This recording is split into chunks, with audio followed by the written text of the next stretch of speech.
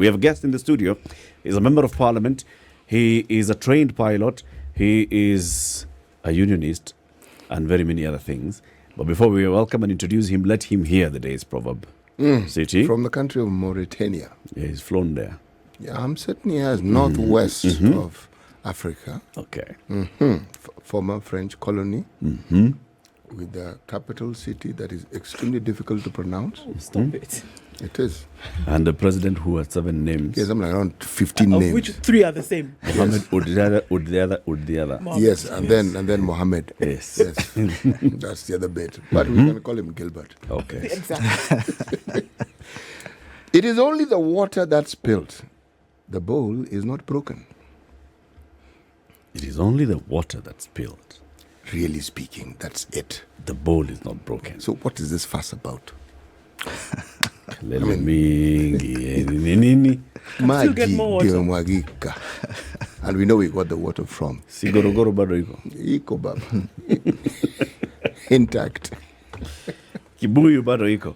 Captain Ronald Karauri is a member of parliament for Kasarani Constituency. He joins us in the studio. Good morning, Captain. Good morning, and I'm happy to be here. Karibu sana to Kenya's biggest conversation. Thank you very much. That is a hot seat.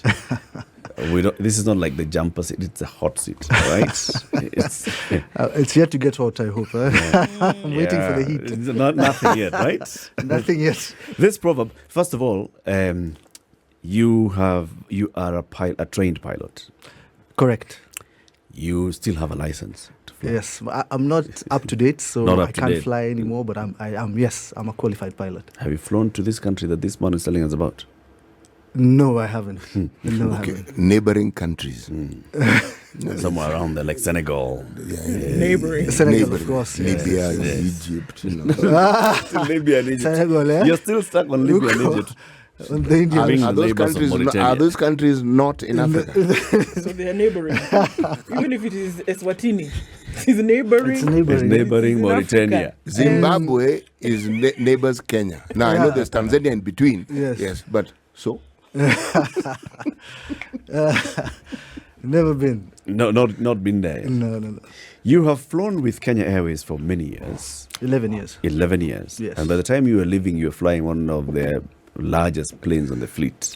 When I was leaving, I was a captain on the 737. The 737. 737. It's actually, at the time, it was not the smallest, because the Embraers came after that. But the progression is you start with a small plane as a co-pilot. As a co-pilot all the way Go to all the way top. up, then you become a commander on the small plane, and again go all the way up. So I left before I could fly the Dreamliner and the rest. Okay. Yeah. Hey. But 11 years working Yes. for Kenya Airways. It's a long time. And by the time I left, I was also, and that's why I keep commenting on these union issues and CALPA issues. I was the general secretary of CALPA for quite a bit of time. I was the assistant general secretary when Naikuni was there. And then when Buvi came, I was the general secretary. Yes. And How we many had the strikes same did you customers.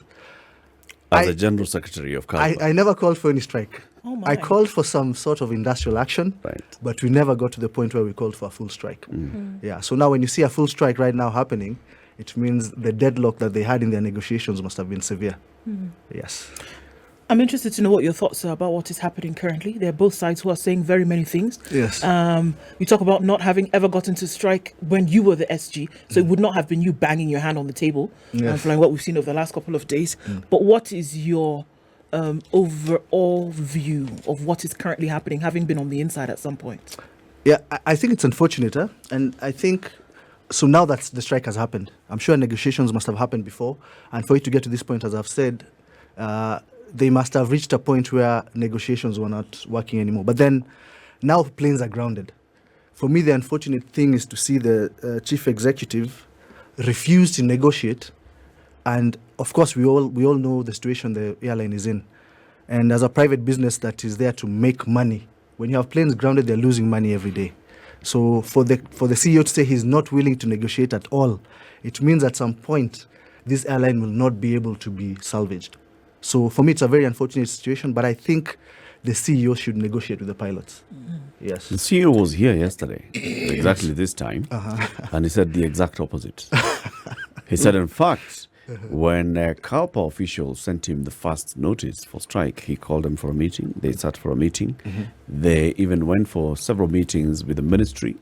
There was another meeting that was mediated by the Secretary General of KOTU, Francis Atwoli, and Kenya Airways management had several concessions that they were making towards, resolution of the issue. But CALPA officials were adamant. What they started with is what they have continued with. They have not budged an inch. So, I've dealt with the management of CALPA. I've not dealt with the current CEO.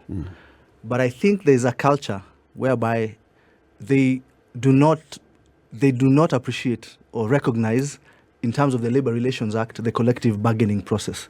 So, for example, and I believe that's what happened at this point, they do drastic actions unilaterally. Then what happens is that CALPA is trying to catch up and negotiate backwards. So when it becomes something has been taken away from you, and you're trying to just recover what was taken away unilaterally, it becomes it's not even a negotiation anymore. You're trying to get back what was taken away.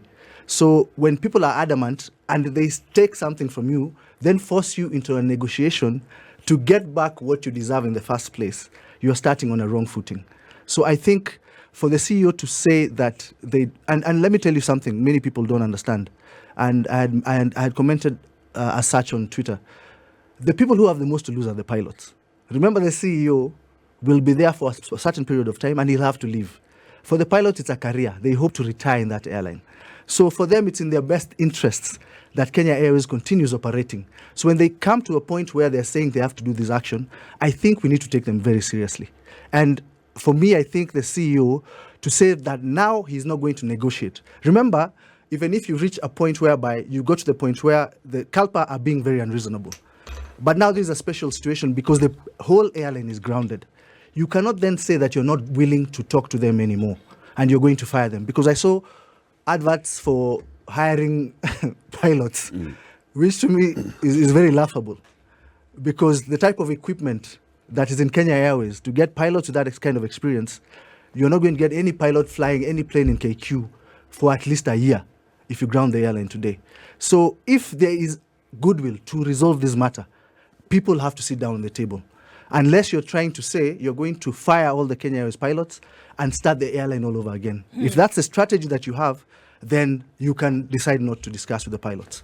Ronald, is there justification? Because, look, the CBA is not the only thing that they're asking for. Like you said, they're not asking for anything new even. Yes. They're saying reinstate what was there before. Correct. Which is what we're saying majorly. Yes. But then there are other things that are being requested here for the termination of contracts for the CEO, chief pilot, such and such. I think there are about 9 people that they're being asked to move. Is there justification for that as well? Or in your opinion, should they focus on these things which then are directly linked to their well-being as pilots at the airline? Exactly. And that's where I disagree with the pilots.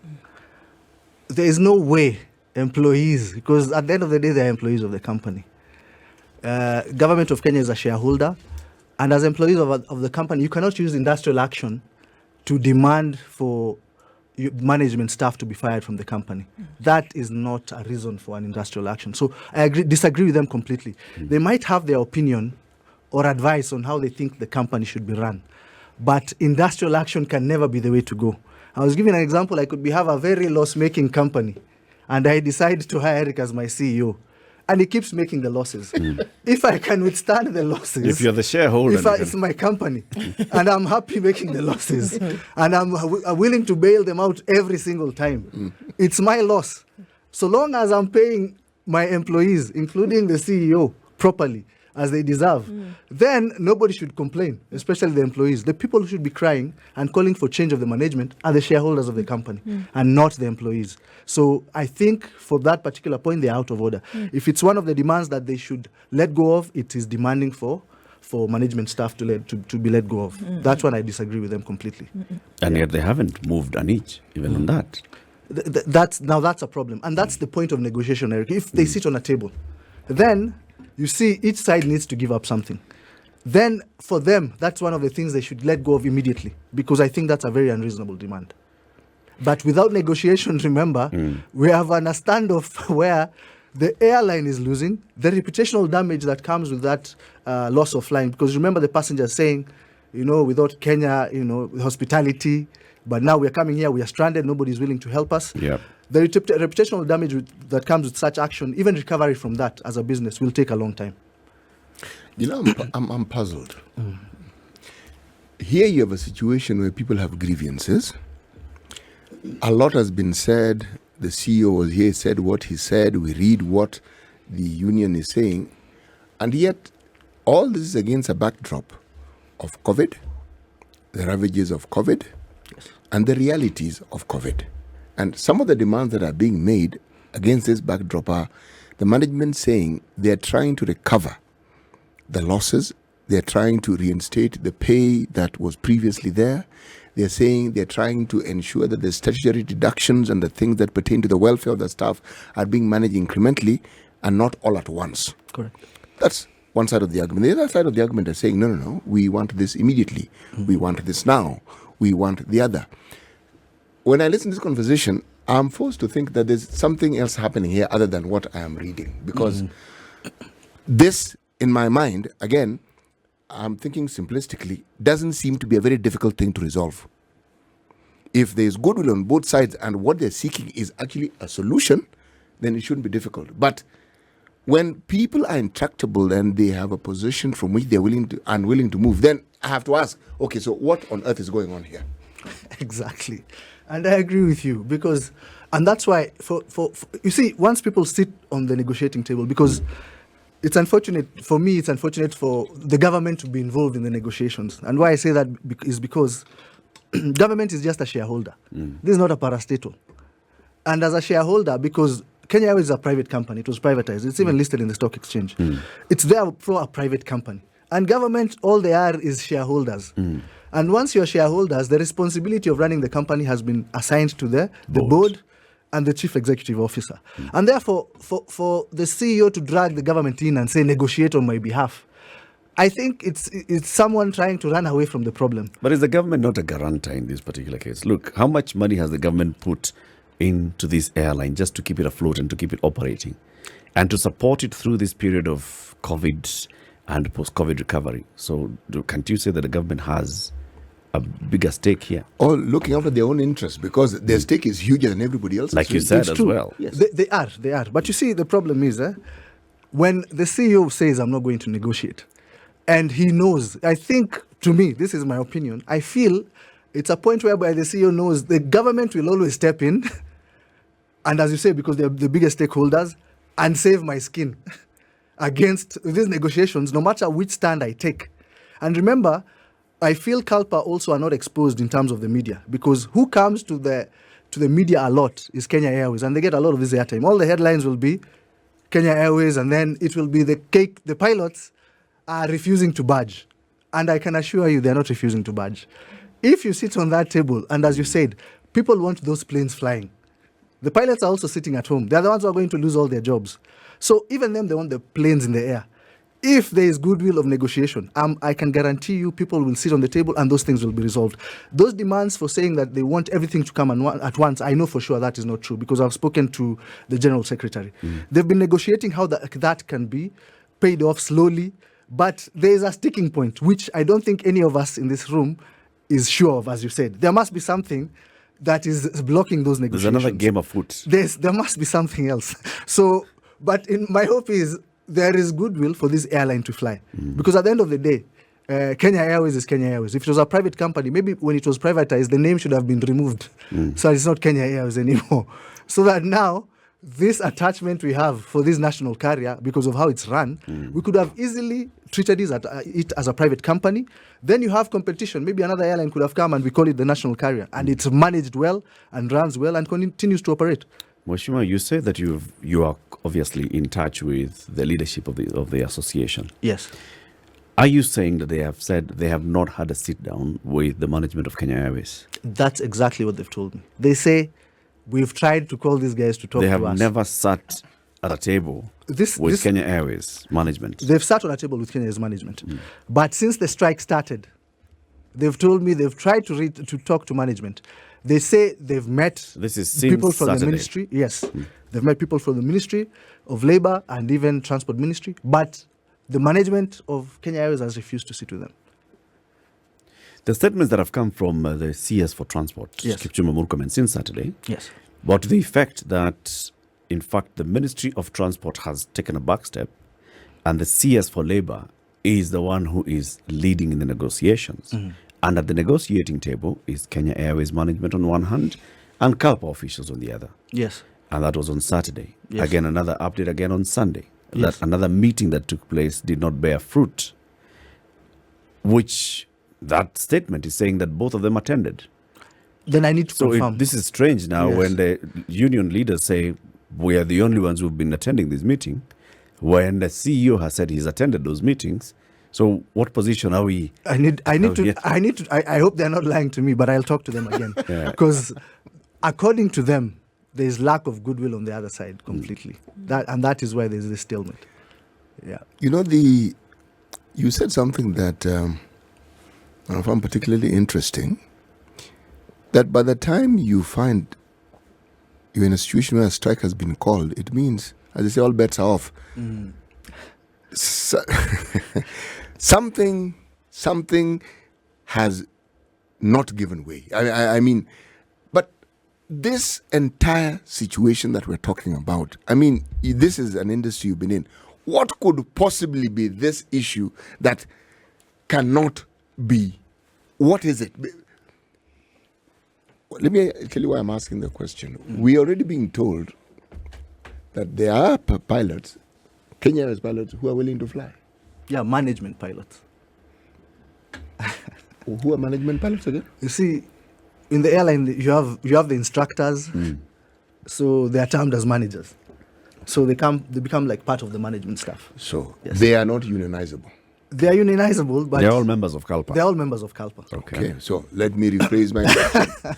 They are members of CALPA Yes. who are willing to fly. And from what the CEO told us, even some who are not management are willing to fly.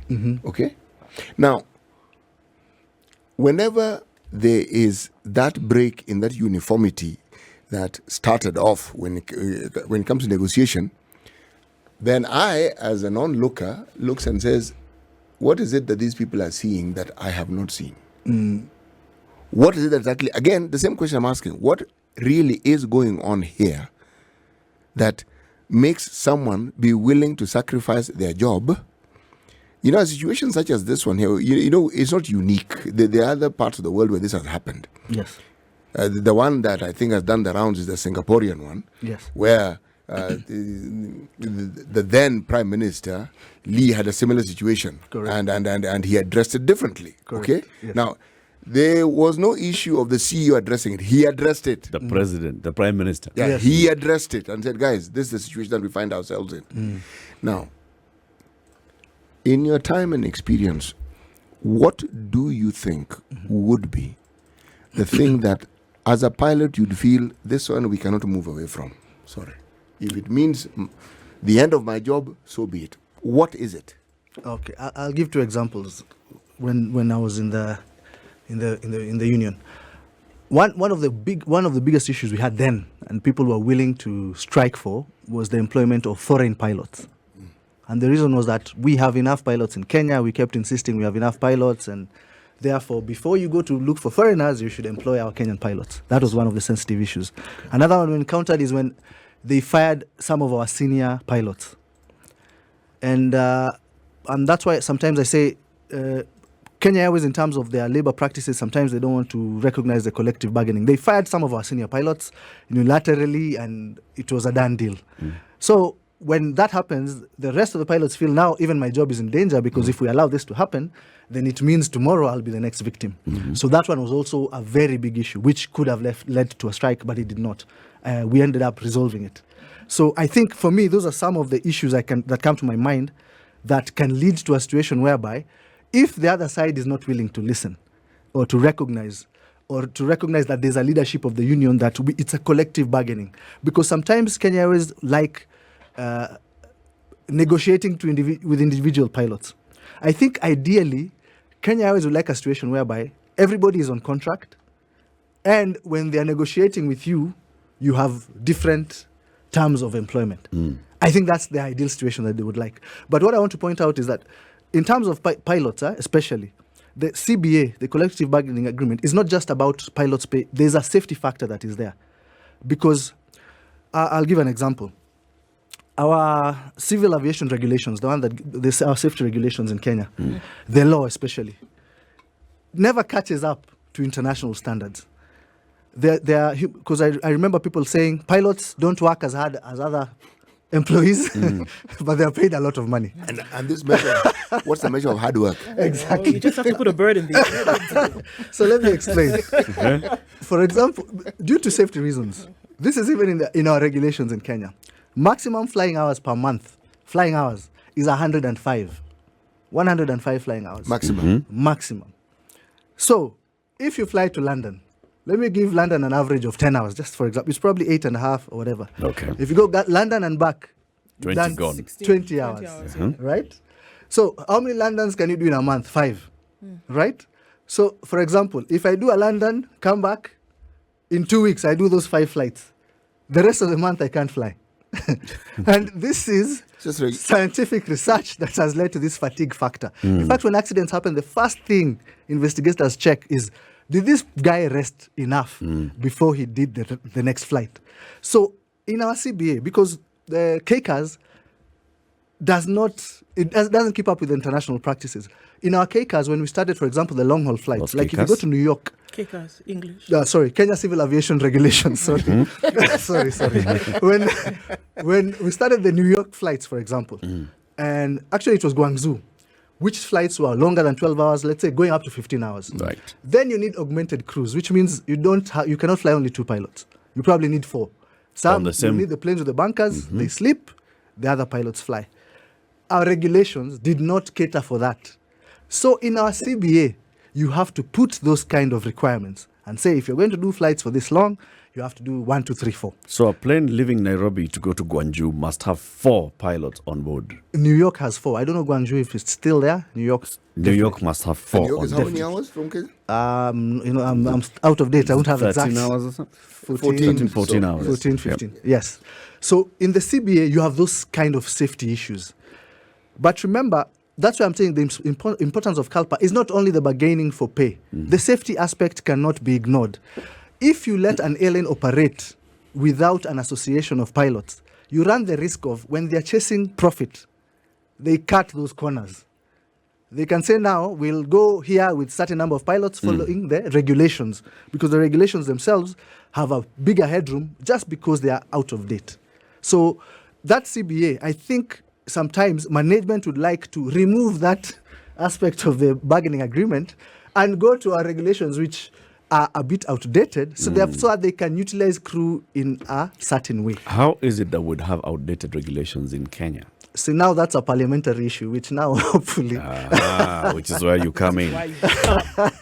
Captain Ronald Karauri is a member of parliament for Kasarani Constituency.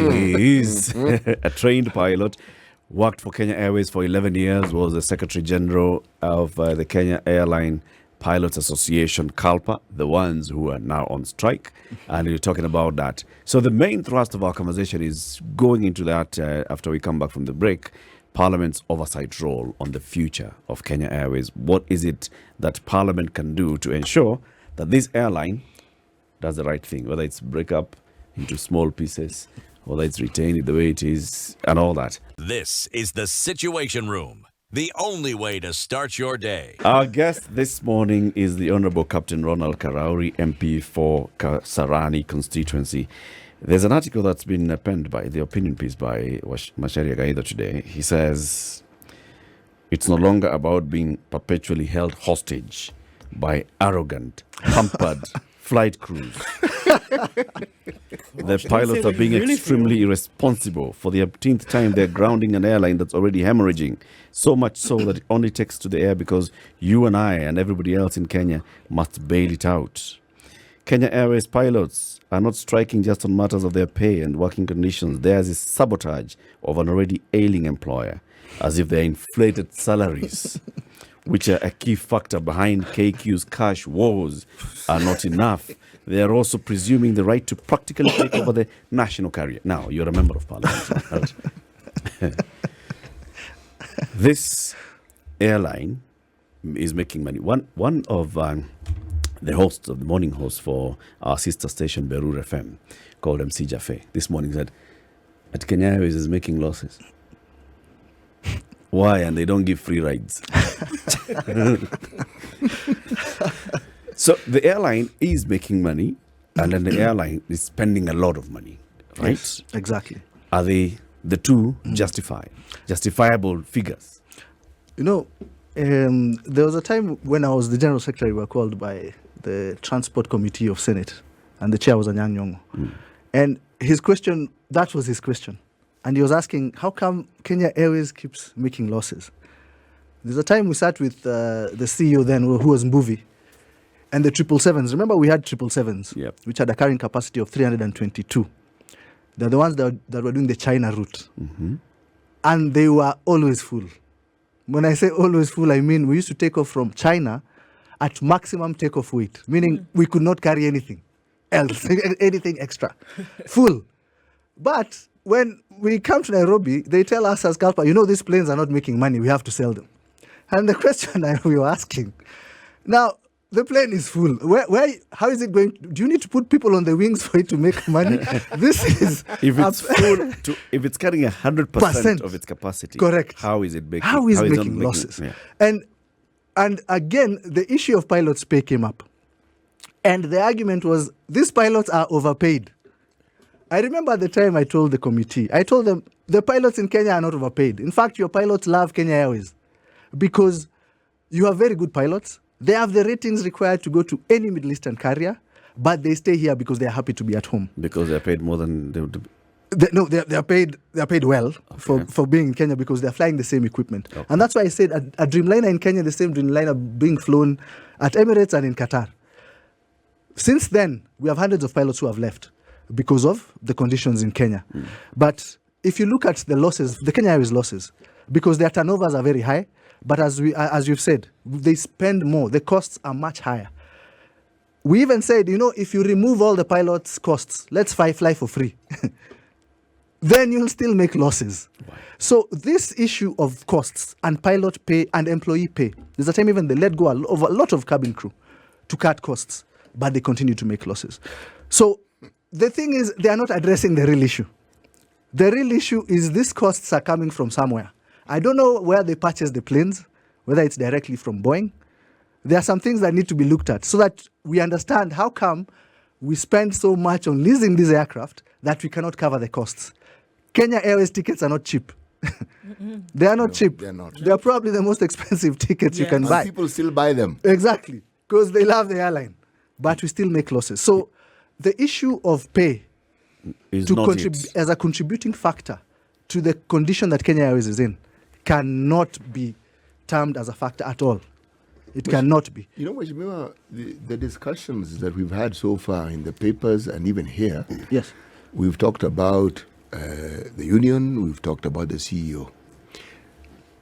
But I've asked myself, so does this CEO act independent of the board? I mean, does the CEO just make unilateral decisions and then inform the board, or does the board have a say in the operations of the airline? I asked the question because when you talk about the cost, we asked them the same question.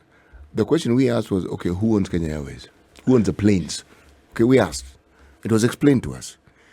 The board is never discussed. The board seemed to get a free pass. And yet, it is a board of management. Correct. Policy decision making, it is them. Yes. Okay? Now, so let me ask my question. First of all, are there pilots in this board? No, of course not. Problem number one. Why? Of course not. Again, there's this feeling, I think, that's what I'm saying, it's a culture at KQ. I think they feel if we have a pilot in the board of Kenya Airways, you're finished. Yeah, we are done. It's the same perception. The article you just read, there's a perception out there about Kenya Airways pilots. This arrogant story, I don't know where it comes from. Entitlement. Spoilt brats. And spoilt. Because the guys who go to Qatar, they are paid probably twice as much as Kenya Airways pilots. And they still given housing, paid for school fees. You cannot compare the benefits they get when they're on that side or at Emirates. So, and it's the same plane they're flying. And I guarantee you something. Let's say Kenya Airways fools today. if that's the plan. It falls today. These same pilots that you are going to fire all of them today, whatever new airline, because Nairobi as a hub, there will be an airline. It's a profitable hub. Yes, in fact, the reason we're making profits, we're not making profit, doesn't make any sense. Do you think, Ronald, even looking at this, so, I mean, I can almost guess what you would say, but is there anything wrong with paying airline pilots well?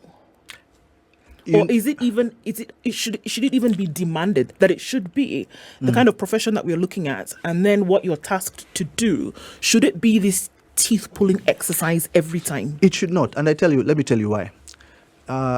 These pilots, they can fly these planes anywhere in the world.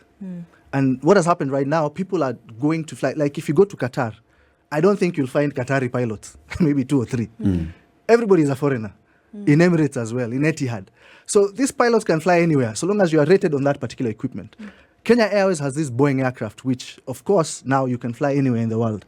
So long as you've flown on Boeing. Exactly, and you're rated on the aircraft. Right. So if you're trying to run an airline business, and you know you're going to have those aircraft, you better have a budget to pay the pilots who are rated on that aircraft.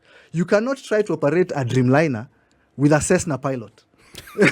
So if you want to operate Cessnas, do a business for Cessnas.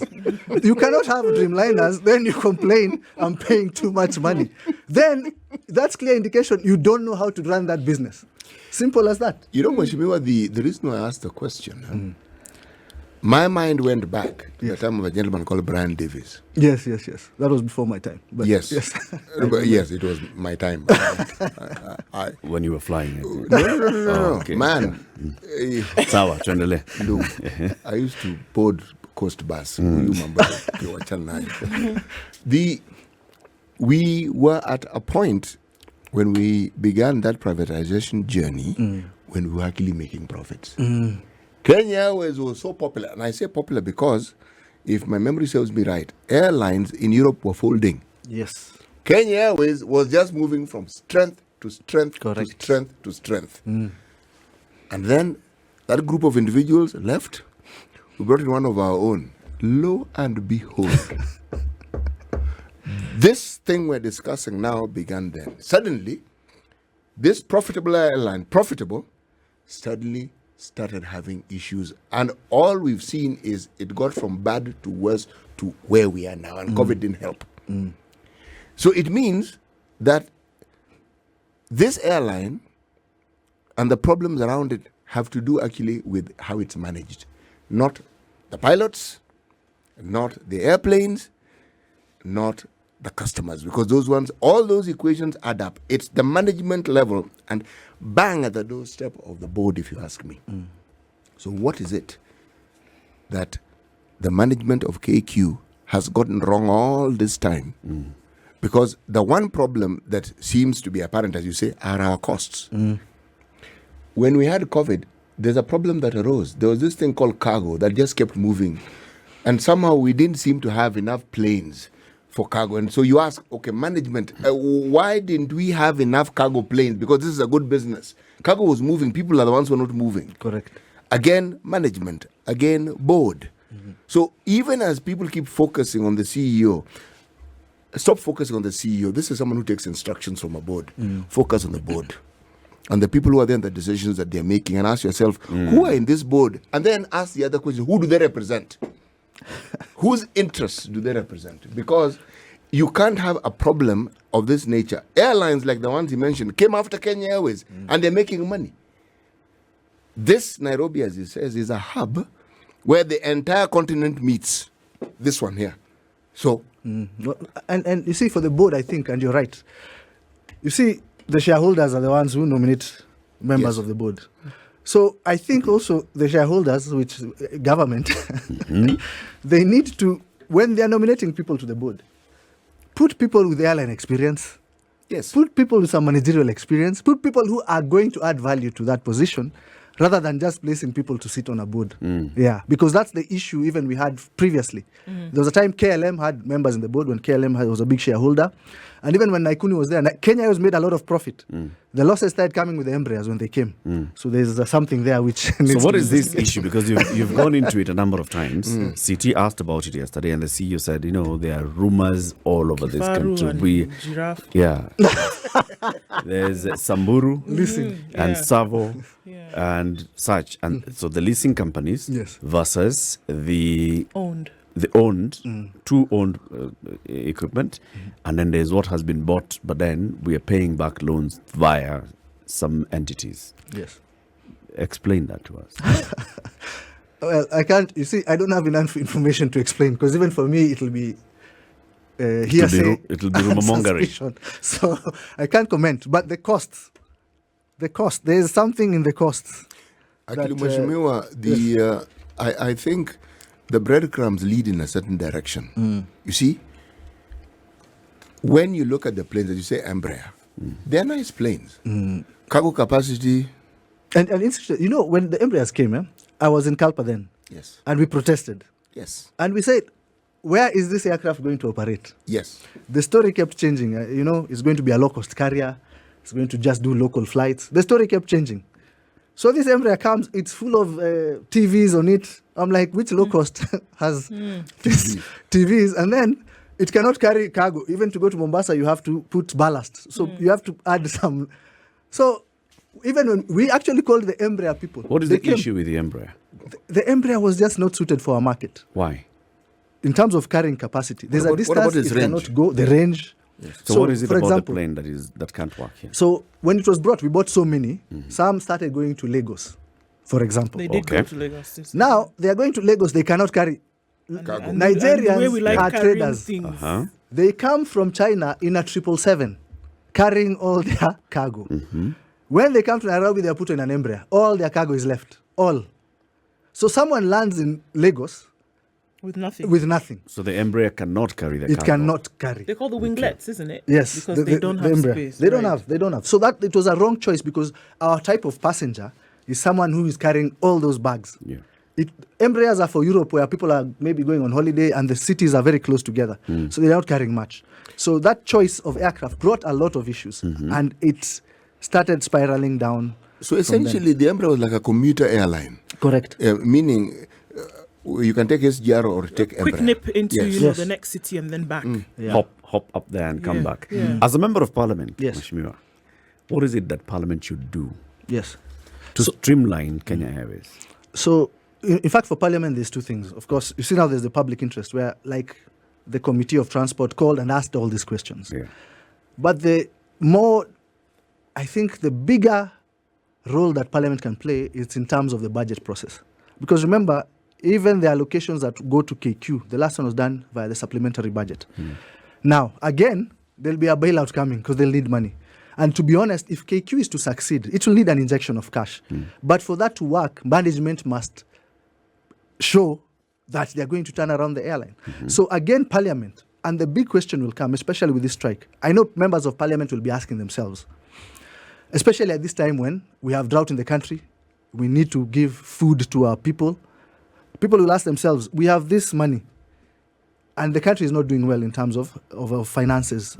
So members of Parliament will be asking themselves, in terms of budget, if you put for us a budget of 30 billion to give Kenya Airways, do we have 30 billion to give KQ, or should we spend this money to feed our Kenyans. people or to uplift the lives of our Kenyans, especially in a company that it looks like it is not going to turn around anytime soon? So this is going to be a big challenge for Parliament. So Parliament, I think, if we are going to give any more money to this airline, we need to be very clear and have proper targets of saying we are going to turn around and start making money at this point. Because definitely we do need an airline in Kenya, but whether it's supposed to be supported by government funds or shareholder funds, that's the other question. Can Kenya Airways run on its own, if managed properly, from what you see, run on its own without any kind of government intervention fund-wise? I believe it can. Can it happen? I believe it can. Because, as I said, Nairobi is a hub.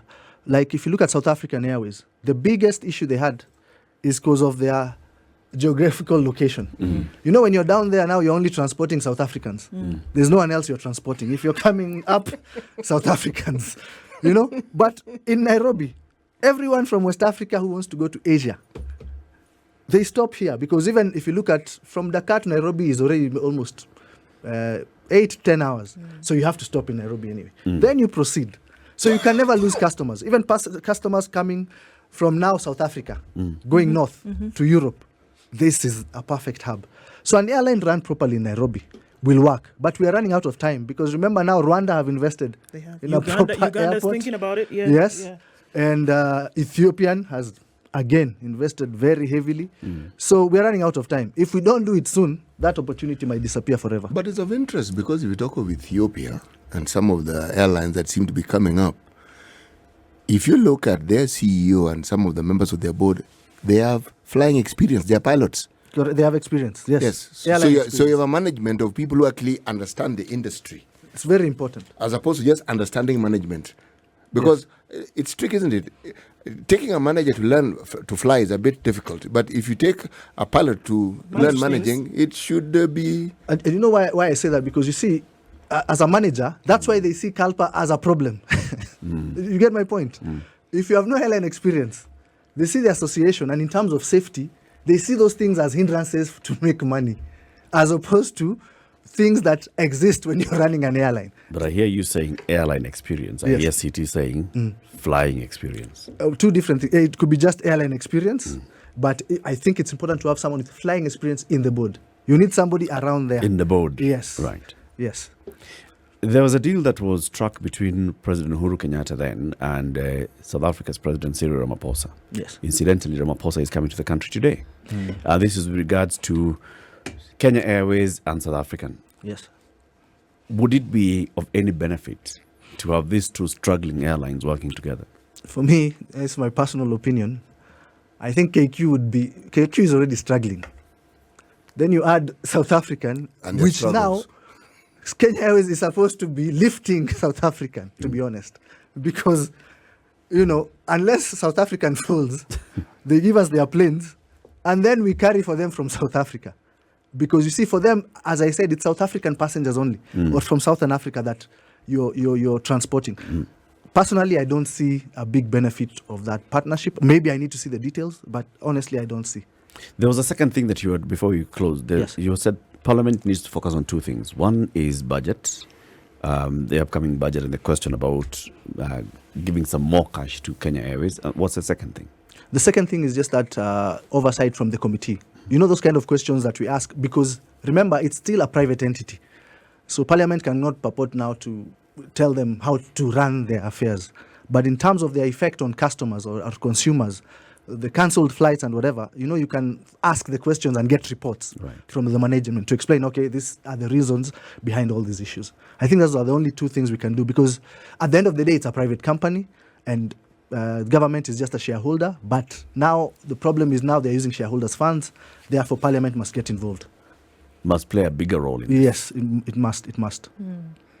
Do you see all of this coming to a head in the next couple of days? Because the truth of the matter is that it's not good. It doesn't Yes. look good at all. Yeah. There are passengers all over the world who are waiting to fly. Yes. There are people who have flights in the next 8 hours, but at the airports in different countries right now, Yes. hoping that Kenya will fly. Yeah. Do you think that this will be sorted out? I think it must. I think it must be sorted out. Yeah. I don't think there's an option. They really have to sort it out soon. Whichever way they do it, I don't think it can last another 2 days. And sacking pilots will not be the solution. It will not be the solution. It's not even an option. What about sacking the board? Wow. That is another. I'll remind you, CT, that the current board is, about less than 5 years old? When how old must they be? 20? Yeah, you're talking as if this board has been there forever. No, I'm talking And the about... reason why this board was brought in is because of the issues at Kenya Airways. So they brought in somebody who has had a management of billions of shillings in a company and made him the executive chairman of the board, Michael Joseph, Okay. and other members of the board. Okay. I merely asked the question. I didn't say they should be sacked. I asked the question. Surely. Can I not It's a ask the good question? You may, you may. You It's a can good ask the question. question. Captain, thank you very much for joining us. Thank you very much for having me. And I would like to have you again, of course, as we talk about now work that's being done in Parliament, as a member of Parliament, as a business person, Yes. and also your businesses. Yes, I'll be Controver- happy to be back. The controversy around your business, Invite me, we'll talk about it. It's Okay. another long story. We will invite you. another long one. Very long. Have you heard of theroom.com?